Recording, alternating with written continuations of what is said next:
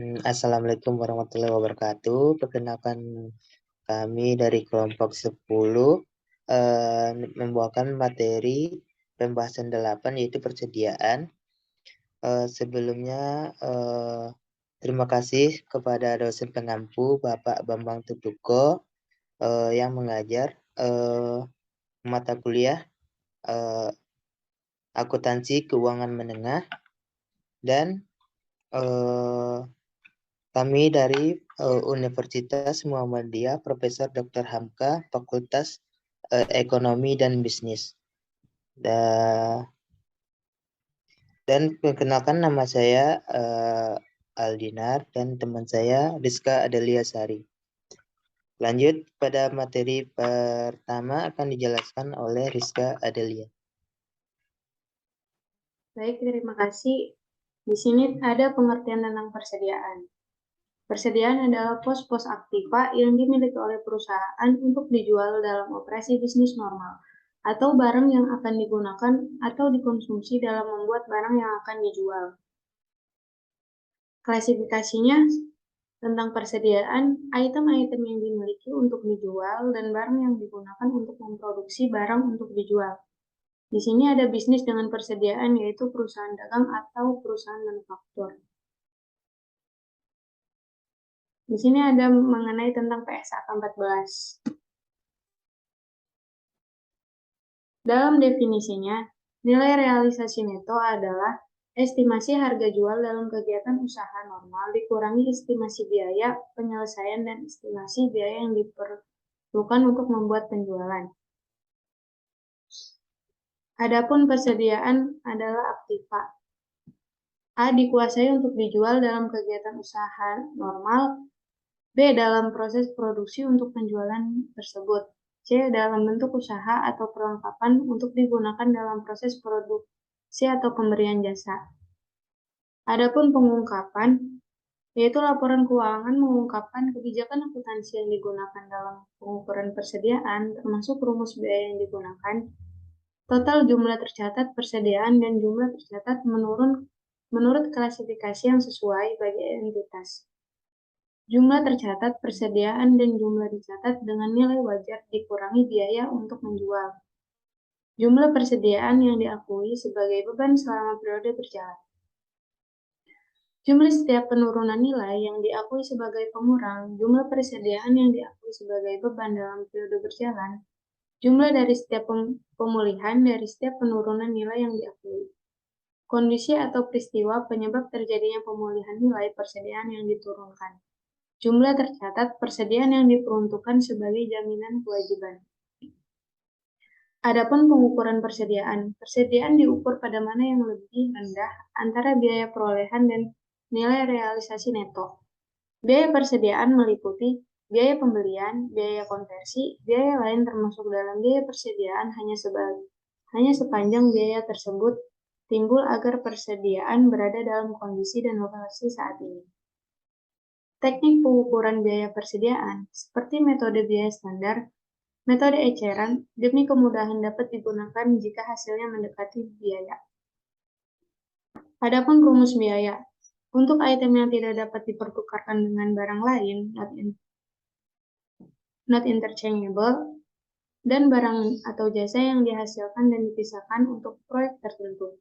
Identifikasi khusus terhadap biaya masing-masing.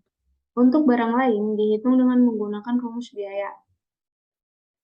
Untuk rumus biaya masuk, pertama keluar atau FIFO, rata-rata tertimbang atau wager average. Entitas menggunakan rumus biaya yang sama terdapat semua persediaan yang memiliki sifat dan kegunaan yang sama. Untuk persediaan yang memiliki sifat dan kegunaan yang berbeda, rumus biaya yang berbeda diperkenankan. Pengakuan sebagai beban. Jika persediaan dijual, maka jumlah tercatat persediaan tersebut diakui sebagai beban pada periode diakuinya pendapatan atas penjualan tersebut. Setiap penurunan nilai persediaan menjadi nilai realisasi neto dan seluruh kerugiannya, persediaan diakui sebagai beban pada periode terjadinya penurunan atau kerugian tersebut. Setiap pembalikan penurunan nilai persediaan karena peningkatan nilai realisasi neto diakui sebagai pengurangan terhadap jumlah persediaan, yang diakui sebagai beban pada periode terjadinya pembalikan tersebut. Di sini ada perbandingan penyajian aset lancar untuk perusahaan dagang dan perusahaan manufaktur. Perusahaan dagang satu rekening persediaan yaitu persediaan barang dagang. Di sini ada contohnya, contoh penyajian aset lancar. Dan sampingnya adalah perusahaan manufaktur. 3 rekening persediaan yaitu ada persediaan barang baku, persediaan barang dalam proses, dan persediaan barang jasa, barang jadi. Arus biaya melalui perusahaan dagang dan perusahaan manufaktur. Bisa dilihat di sini mengenai arus biaya. Sistem pencatatan persediaan. Perusahaan menggunakan salah satu dari 2 jenis sistem untuk mengelola catatan persediaan, yaitu sistem perpetual dan sistem periodik. Sistem perpetual. 1. Pembelian barang didebitkan ke rekening persediaan. 2. Biaya angkut, retun dan potongan pembelian dan potongan tunai dicatat dalam rekening persediaan. 3. Jika terjadinya penjualan, HPP didebit. 4. Perhitungan fisik dilakukan untuk mengunci saldo rekening dalam rekening persediaan. Sistem ini menyelenggarakan catatan yang berkelanjutan dengan persediaan dan HPP. Selanjutnya sistem periodik. 1. Pembelian barang didebitkan ke rekening pembelian. 2. Persiapan akhir berdasarkan perhitungan fisik. 3. Contoh perhitungan HPP. Di sini ada persediaan awal 100.000, pembelian bersihnya 800. Ini ditambah menjadi barang tersedia untuk dijual, yaitu berjumlah 900.000. Dari sini dikurangi persediaan akhir, sekitar 125.000. Itu dikurang menjadi HPP, yaitu berjumlah 775.000.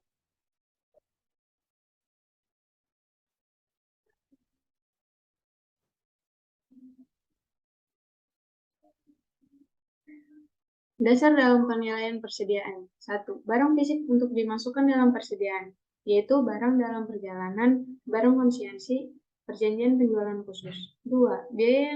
Biaya untuk dimasukkan dalam persediaan, biaya produk versus biaya periode. 3. Asumsi arus biaya untuk diadopsi, identifikasi khusus, biaya rata-rata, FIFO, retail, dan sebagainya. Di sini ada barang dalam perjalanan. Jika barang dikirimkan atas dasar FOB shipping point, maka hak kepemilikan berpindah ke tangan pembeli. Ketika penjual menyerahkan barang kepada perusahaan jasa pengangkut yang bertindak sebagai agen atau pembeli, secara teknis barang ini hak legalnya telah berpindah ke pembeli. Harus dicatat sebagai pembelian pada periode fiskal. Pada periode fiskal, hak legal atas barang ini berpindah ke pembeli pada saat barang dikirimkan. Di sini ada barang konsinyasi. Metode ini menjelaskan bahwa terjadinya kesepakatan antara perusahaan yang mengirimkan barang dagang ke sebuah agen dalam menjual barang konsinyasi tersebut. Ada perjanjian penjualan khusus. Penjualan dalam perjanjian beli kembali, inti dari transaksi ini adalah bahwa pihak pertama membiayai persediaannya dan mempertahankan risiko kepemilikan. Sekalipun hak legal atas barang secara teknis telah berpindah kepada pihak kedua akibat penjualan. Penjualan dengan tingkat return yang tinggi. Salah satu alternatif melaporkan transaksi penjualan tersebut adalah mencatat penjualan dengan nilai penuh, dan kemudian mencatat penjualan sampai kondisinya menunjukkan jumlah persediaan yang akan dikembalikan ke pembeli. 3. Penjualan cicilan barang yang dijual. Secara cicilan, menjelaskan bahwa setiap jenis penjualan yang pembayarannya dicicil secara periodik sepanjang periode waktu tertentu. Pengaruh kesalahan persediaan. Salah saji persediaan akhir. Jika persediaan akhir kurang saji, maka modal kerja dan rasio lancar kurang saji. Jika harga pokok penjualan lebih saji, maka laba bersih kurang saji. Pengaruh kesalahan-kesalahan ini dapat menurunkan laba bersih pada periode berjalan dan meningkatkan laba bersih kepada periode selanjutnya. Kesalahan tersebut akan di-offset pada periode berikutnya karena persediaan awal akan kurang saji dan laba bersih akan lebih saji. Salah saji pembelian dan persediaan. Kesalahan ini adalah barang tertentu perusahaan tidak dicatat sebagai pembelian dan tidak diperhitungkan dalam persediaan akhir. Kesalahan dalam pencantuman barang dari pembelian dan persediaan akan menyebabkan persediaan dan hutang usaha kurang saji dalam neraca serta pembelian dan persediaan akhir periode akan kurang saji dalam laporan laba rugi. Kesalahan tersebut kemudian saling mengofset dalam harga pokok penjualan. Modal kerja juga tidak berubah, tetapi rasio lancar akan lebih saji karena persediaan dan utang usaha kurang saji dengan jumlah yang sama. Biaya dimasukkan dalam persediaan. Adapun biaya produksi adalah biaya-biaya yang melekat pada persediaan dan dicatat pada akun persediaan. Biaya-biaya tersebut berkaitan langsung dengan perpindahan barang ke pembeli dan pengubahan barang tersebut yang siap jual.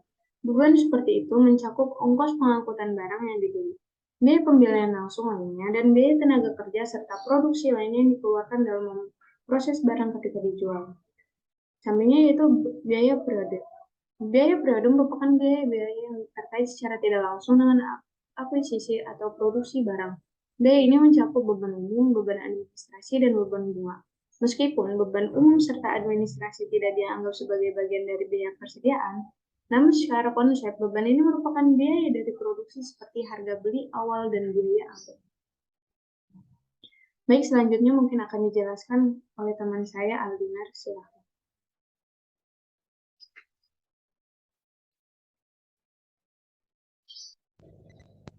Selanjutnya ada Specific Identification Effect Cost atau FIFO, metode yang digunakan untuk persediaan harga.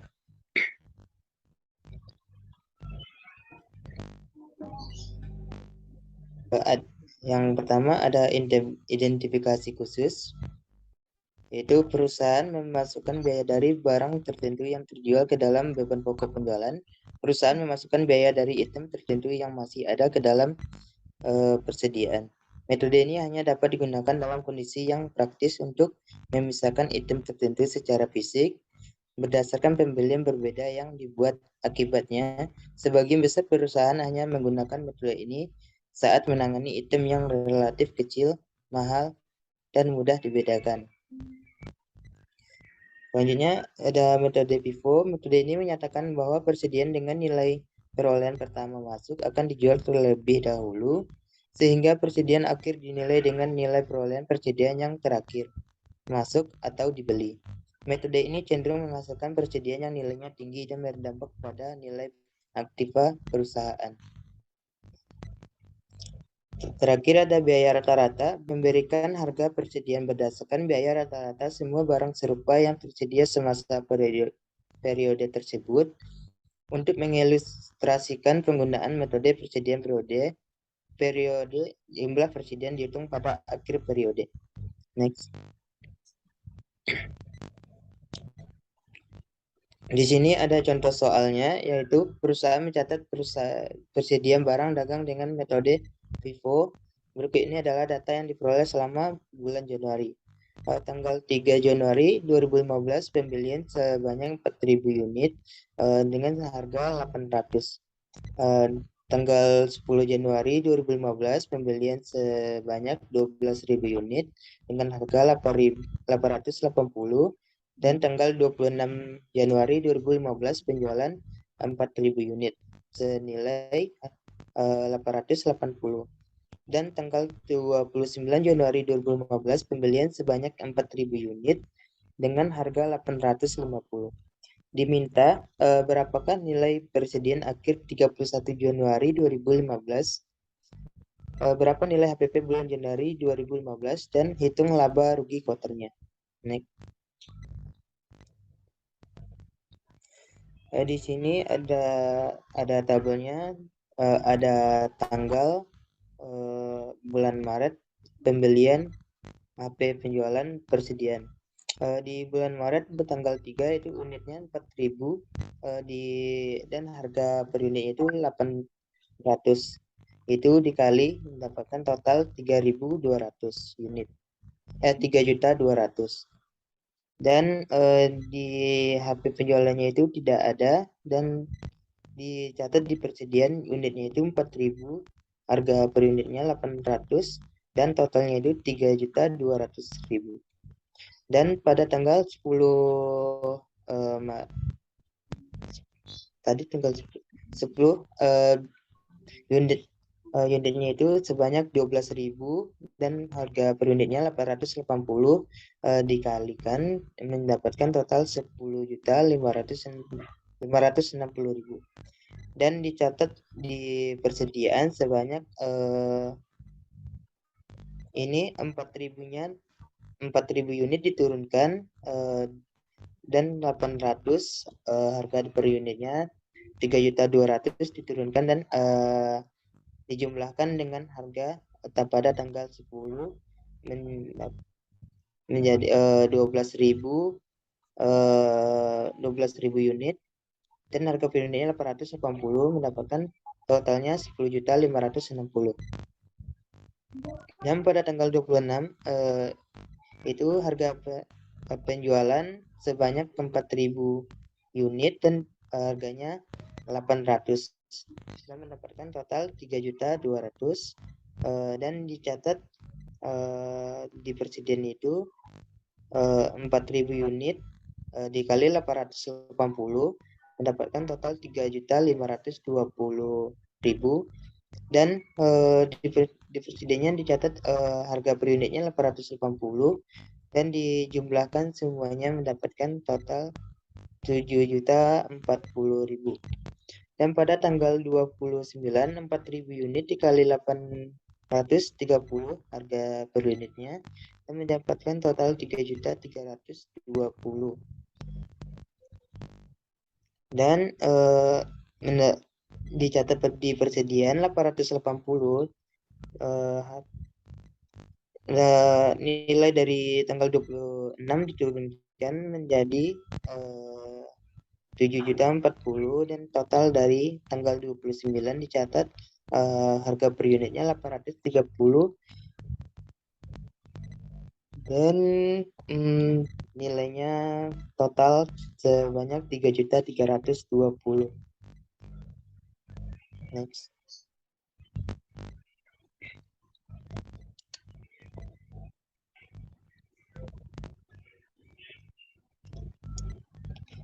Dan ini persediaan akhirnya diketahui persediaan akhir sebanyak 12.000 unit itu 4.000 dikali 830 totalnya 3.320 ditambah 8.000 unit dikali harga per unitnya itu senilai 880 totalnya 7.040.000 dan keduanya itu dijumlahkan sehingga persediaan akhirnya itu sebanyak 10.360.000.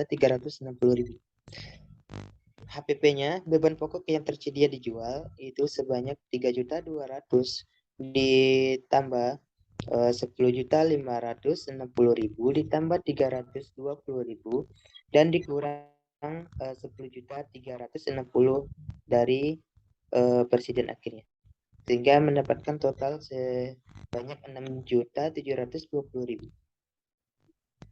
Laba rugi quarternya penjualan 8.000 unit dikali 950 sama dengan 7.600.000 dan dimasukkan nilai dari HPP-nya itu 6.720.000 dikurang sehingga mendapatkan laba kotor senilai 880.000.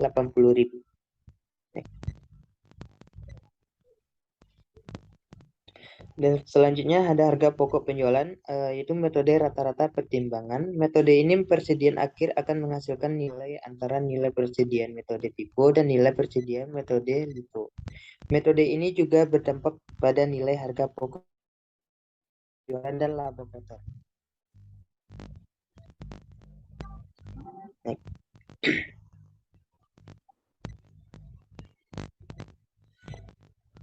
Di sini ada contoh soal yang kedua. Perusahaan mencatat persediaan barang dagang dengan metode rata-rata tertimbang. Berikut ini adalah data yang diperoleh selama bulan Januari 2015. Tanggal 3 Januari 2015, pembelian sebanyak 4.000 unit dan harga per unitnya 800. Tanggal 10 Januari 2015, pembelian 12.000 unit, harga per unit 880 dan tanggal 26 Januari 2015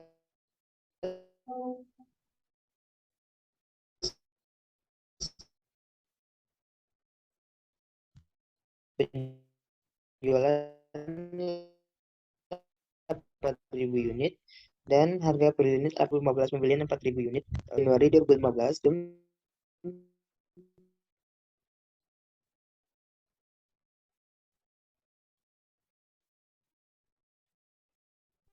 berapa nilai HPP sebelum penjual sebelum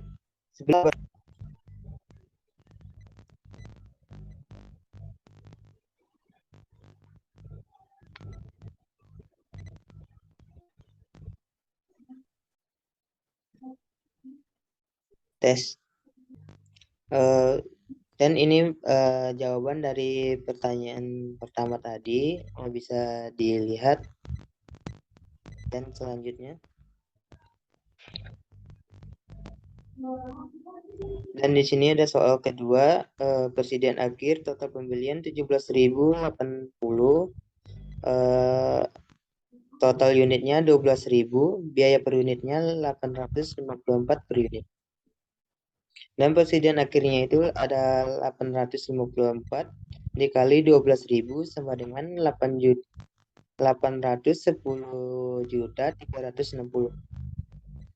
HPP-nya barang yang tersedia 17.080.000 dan persediaan akhirnya 10.248.000 dan dikurang mendapatkan HPP senilai 6.832.000.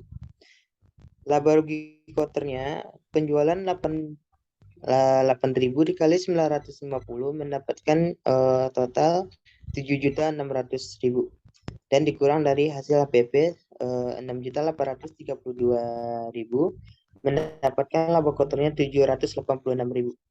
Nih.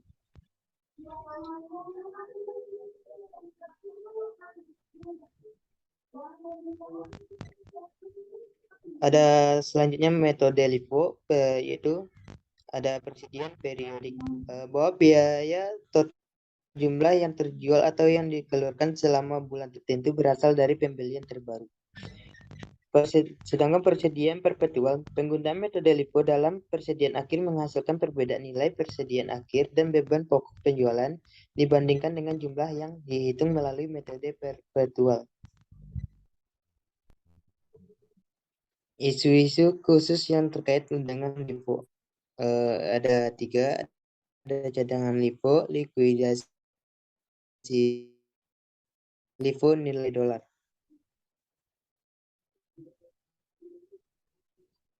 Di sini ada PSHK 50 dan 55, yaitu pernyataan standar akuntansi keuangan.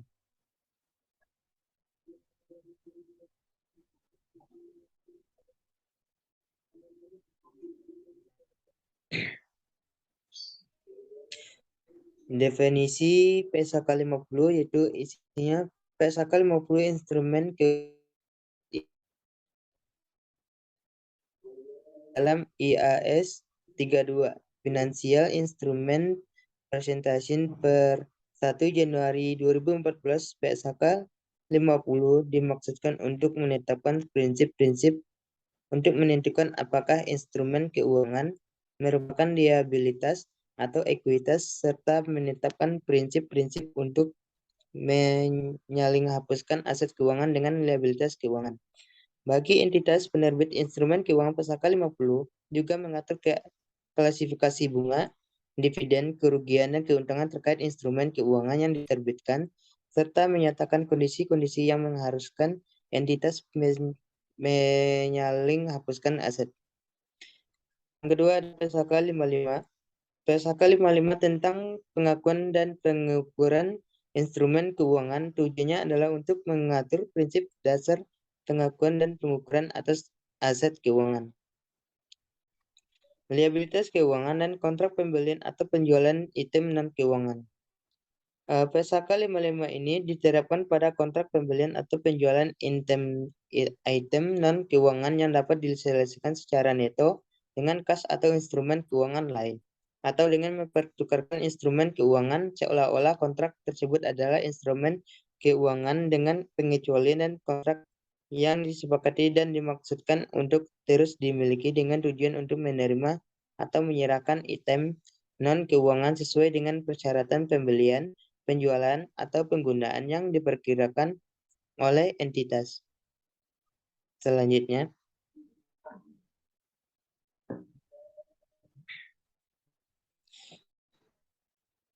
ada instrumen keuangan PSHK 50. Mengklasifikasi penerbitan instrumen keuangan pada saat pengakuan awal, mengklasifikasikan instrumen tersebut atau komponennya sebagai liabilitas keuangan, aset keuangan, atau instrumen ekuitas sesuai dengan substansi perjanjian kontraktual dan definisi liabilitas keuangan, aset keuangan, dan instrumen ekuitas.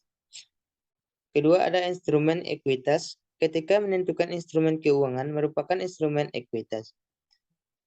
Yang pertama, ada instrumen tersebut tidak memiliki kewajiban kontraktual. Dan kedua, jika instrumen tersebut akan atau mungkin diselesaikan dengan instrumen ekuitas yang diterbitkan entitas. Selanjutnya ada yang fitur opsi jual. Instrumen yang mempunyai fitur opsi jual. Yang pertama, memberikan hak kepada pemegangnya atas bagian pro rata aset neto entitas dilikuidasi pada saat entitas. Yang kedua, ada instrumen berada dalam kelas instrumen yang merupakan subordinat dari seluruh kelas instrumen lain. Yang ketiga, seluruh instrumen keuangan yang berada pada kelas instrumen yang merupakan subordinat dari seluruh kelas instrumen lain memiliki fitur yang identik. Yang keempat, ada selain kewajiban kontraktual bagi penerbit untuk membeli kembali. Kelima, yang jumlah arus kas yang diharapkan yang dapat diatribusikan ke instrumen selama umur instrumen didasarkan secara substansial pada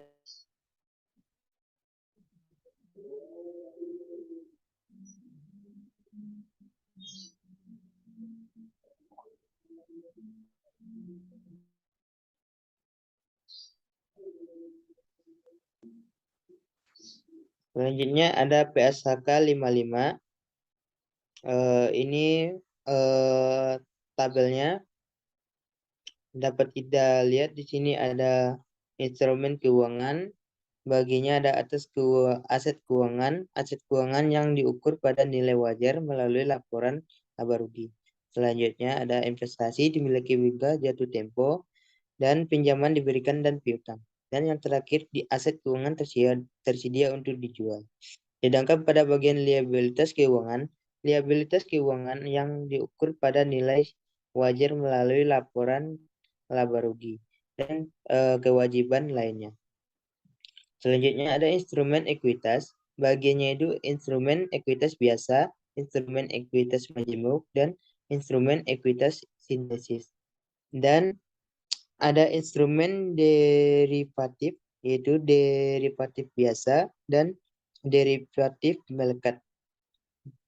Yang terakhir, instrumen lindung nilai. Bagiannya ada atas nilai wajar, atas arus kas, atas investasi neto pada operasi luar negeri. Selanjutnya. Cukup sekian dari kelompok kami. Terlebih dan terkurang, mohon maaf. Kami akhiri dengan Assalamualaikum warahmatullahi wabarakatuh.